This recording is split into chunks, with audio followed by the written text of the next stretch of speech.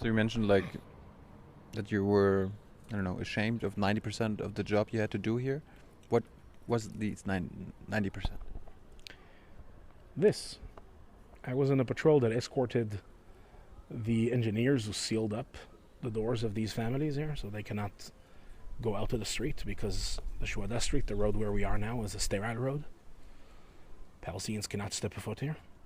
And Palestinian families who live on this road, their front door is welded shut. And for them, getting in and out of the house is climbing on the roof, taking a ladder and a back way into the old city.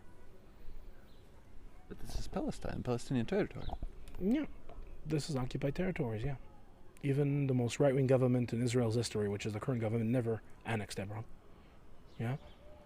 Under military rule, from 1967 to today, more than my lifetime, Palestinians who live here have no say in the law they live under, no say in their future.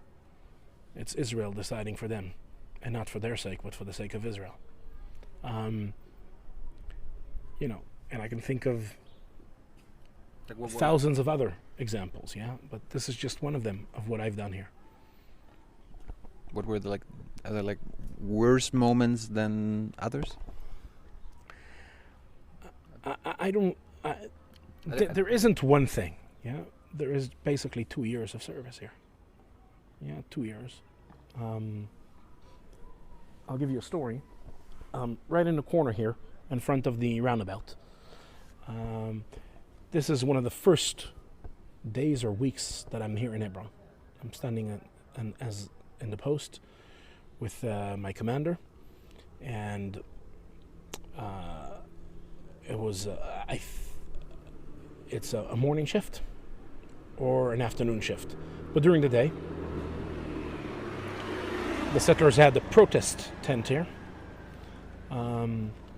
And 2 young Palestinian men are coming out of the market with a lot of fruits and vegetables they bought.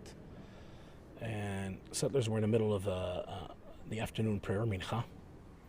And the second they saw the Palestinians, they left God and basically started running towards the Palestinians and beating them up and yelling, "He has a knife, he has a knife." My commander and me, you know, if the settlers say he has a knife, right away, you know, we run towards these Palestinians. We basically smash them into a wall. There used to be a small structure near the square. It's demolished by now. And we start to physically check them. Settlers continue to beat them up as we do it.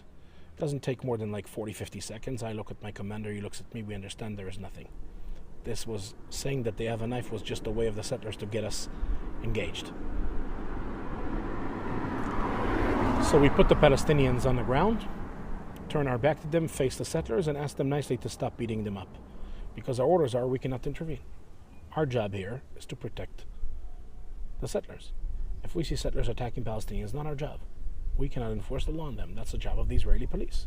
And my commander goes on the radio and calls our headquarters, asks them to call the police. The police is responsible for protecting the Palestinians? The police is responsible officially, formally, and enforcing law on settlers. And part of it includes, stopping them if they attack Palestinians. But the police doesn't do their job.